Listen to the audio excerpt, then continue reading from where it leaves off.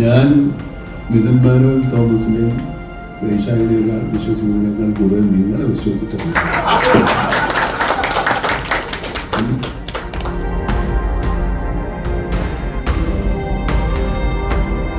വൈശാഖേട്ടനോടും മമ്മൂക്കയോടാണ്. അതുപോലെ ഇപ്പോൾ 104 ദിവസത്തിൽ 70% സമയവും ആക്ഷനും സ്റ്റണ്ടിന് വേണ്ടിയിട്ടാണ് മാറ്റി വെച്ചിട്ടുള്ളത്. അങ്ങനെ മമ്മൂക്കയുടെ ഭാഗത്ത് കണ്ട ഇനീഷ്യേറ്റീവ്സ് ഒക്കെ ഒന്ന് പറഞ്ഞു. പ്രേക്ഷകർ സ്വീകരിക്കുമെന്നാണ് ഞാൻ ഉൾപ്പെടെയുള്ള എല്ലാ സിനിമാ പ്രവർത്തകരും വിചാരിക്കുന്നതും അങ്ങനെയാണ് ഇറങ്ങിത്തിരിക്കുന്നത്. ചിലരുടെയൊക്കെ ഊഹങ്ങളൊക്കെ തെറ്റിപ്പോകും, ചിലതൊക്കെ ശരിയാവും. എല്ലാവർക്കും എപ്പോഴും എല്ലാം ശരിയാവില്ല. ഇത് ശരിയാക്കണേ. ഹിറ്റ്ലർ എന്നുള്ള സിനിമയിലെ ആക്ഷൻ സീനുകളിൽ മമ്മൂക്ക എല്ലാ ആക്ഷൻ സീനുകളും ഇടത് കൈ കൊണ്ടാണ് ഇനീഷ്യേറ്റ് ചെയ്തിട്ടുള്ളത്. ആ സിനിമ കണ്ടാൽ അറിയാം, നമുക്ക് അത് എഫേർട്ട് എടുത്തിട്ട് എല്ലാം ആക്ഷൻ തുടങ്ങുന്നത് ഇടത് കൈ കൊണ്ടാണ്. അപ്പോൾ നമ്മൾ ഇതിനകത്ത് ടെർബോ പഞ്ച് എന്ന് പറഞ്ഞൊരു പഞ്ച് ഡിസൈൻ ചെയ്തിട്ടുണ്ട്. അപ്പോൾ അത് ലെഫ്റ്റ് ഹാൻഡ് പഞ്ചാണ്. പഞ്ചിന്റെ സ്ട്രെങ്ത് കൂടുതലാണ്. നമുക്ക് എന്നോട് പറഞ്ഞിരുന്നു അടിയോടടി സിനിമ തരാമെന്ന്. വാക്ക് വലിച്ചിട്ടുണ്ട്. ടർബോയിൽ വരാൻ നേരത്ത് ഫൈറ്റ് സീക്വൻസിന്റെ അത് ഇപ്പൊ ട്രെയിലർ കട്ട്സിലൊക്കെ നമ്മൾ കണ്ടത് ഗംഭീരമായിട്ടുള്ള ഷോട്ട്സ് കാര്യങ്ങളൊക്കെയാണ്. അതിനെ എങ്ങനെയായിരുന്നു ഈ ടെക്നോളജിയുമായിട്ട് മമ്മൂക്കയുടെ മല്ലിടല്?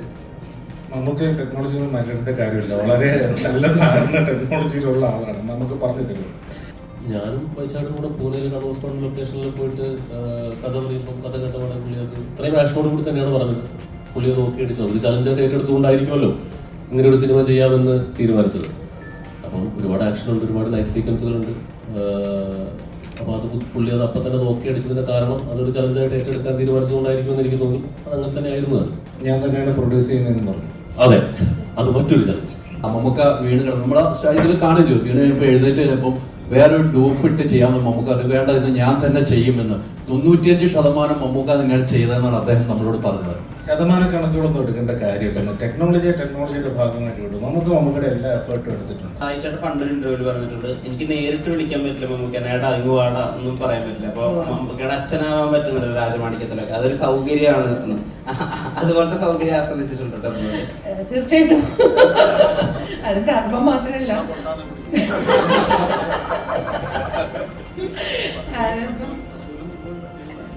അതെ അതെ ബസ് കണ്ടക്ടർ എന്ന് പറഞ്ഞ മൂവിയിലാണ് ഞാൻ ആദ്യം മമ്മൂക്കയുടെ ഉമ്മയാണത്. എനിക്ക് സെക്കൻഡ് ടൈമാണ്. എനിക്ക് വളരെ സന്തോഷമാണ്. ഈ പറഞ്ഞതൊക്കെ ഞാനും ഒന്ന് ഇത് ആക്ഷൻ ഡ്രാമ ജോണറിൽ പെടുന്ന സിനിമയാണ്. ഇതിലങ്ങനെ ഒരു പ്യൂർ മാസ് സിനിമ എന്ന് പറയാവുന്നില്ല. ആക്ഷൻ ഡ്രാമയാണ് ഇതിൻ്റെ ഒരു പ്രോപ്പർ ജോണർ എന്ന് പറയാവുന്നത്. പിന്നെ കുറച്ച് ഹ്യൂമർ എലമെന്റ്സുകൾ കഥാപാത്രത്തിന്റെ ഭാഗമായി, കഥയുടെ ആ കഥാപാത്രം ട്രാവൽ ചെയ്യുന്നതിന്റെ ഭാഗം അയാളിൽ തന്നെയുള്ള ഒരു ഹ്യൂമർ എലമെന്റ് ഉണ്ട് എന്നല്ലാതെ അതല്ലെങ്കിൽ അതൊരു ആക്ഷൻ ഡ്രാമ ജോണറിൽ പെടുന്ന സിനിമയാണ്. വണ്ടികൾ ഒരുപാട് ഇഷ്ടപ്പെടുന്ന ഒരാളാണ് താങ്കൾ. ഈ സിനിമയിലെ ആക്ഷൻ സീനിലെ വണ്ടികൾ ട്രിപ്പിംഗ് ഒക്കെ താങ്കൾ തന്നെ ചെയ്തെന്ന് പറയാറുണ്ട്. കുറെ വണ്ടികളുണ്ട്. വണ്ടികളൊക്കെ പഴയവിലേക്ക് വിറ്റോണ്ടിരിക്കുക. പൊട്ടി ഞാൻ ചവിട്ടിയത് നമുക്ക് ഫഹദിന്റെ രാജമാണിക്യം കണ്ടിരുന്നു. അപ്പം ഫഹദ് തന്നെ ഒരു പേഴ്സണൽ ഡിസ്കഷനിൽ പറയണ്ടായി, രാജമാണിക്കും ചട്ടമ്പിനാടൊക്കെയാണ് ഫഹദിന് അതിൻ്റെ അത് ഒരു റഫറൻസ് ആയതെന്ന് പറഞ്ഞിരുന്നു. നമുക്ക് കണ്ടിരുന്നു. എന്തായാലും വളരെ നന്നായിട്ടുണ്ട്. ഫഹദിന്റെ സ്റ്റൈല് തന്നെയാണ്. നമ്മുടെ പറയുന്നതൊക്കെ ഒരു കേട്ടസി, നമ്മളൊരു റെഫറൻസ് വെച്ചാൽ ഓക്കെ, പക്ഷെ അത് ഈസ് ഇൻഡിവിജ്വൽ പെർഫോമൻസ് ആണ്.